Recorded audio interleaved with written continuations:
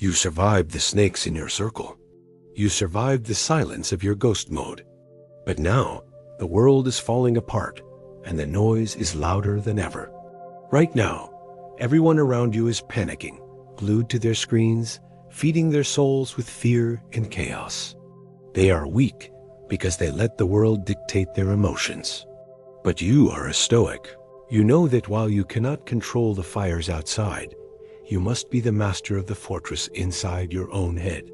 Marcus Aurelius led Rome through plagues and endless wars, and he never let his mind be dyed by the color of fear.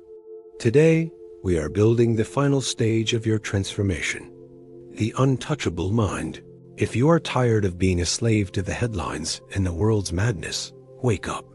This is the hour where the 1% are forged in the cold, hard truth of silence. Most people think that knowing everything about the chaos makes them safe, but it only makes them anxious. Epictetus taught us that the first step to freedom is knowing what is up to us and what is not up to us. You cannot stop the wars, you cannot stop the economy, and you cannot stop the madness of kings. So why are you letting these things steal your sleep and your focus? Every minute you spend worrying about things you cannot change is a minute you steal from your own empire. The Stoic doesn't ignore the world. He simply refuses to let the world break his inner peace. Your mind is a temple, not a trash can for the world's garbage and propaganda.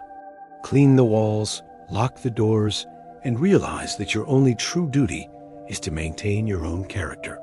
This is the evolution of your ghost mode. It's one thing to disappear when things are easy, but it's another to stay silent when everyone is screaming.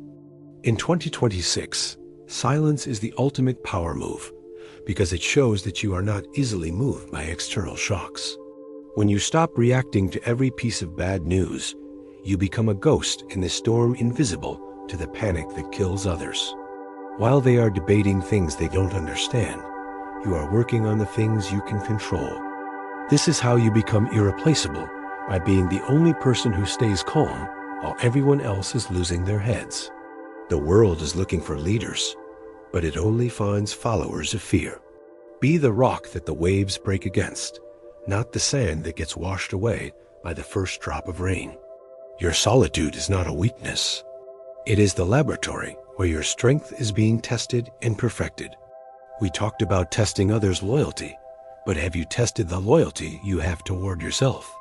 In times of crisis, your mind is the first thing that tries to betray you with what-if scenarios and dark thoughts.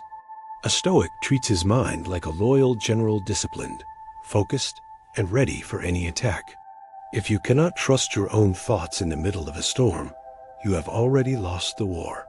Stop being a traitor to your own potential by feeding your mind with poison and doubt. Loyalty to the self means staying true to your principles even when the world tells you to panic. It means choosing the cold truth over the warm lie of comfort and safety. You were born for this moment. You were built to handle the weight that others find too heavy to carry.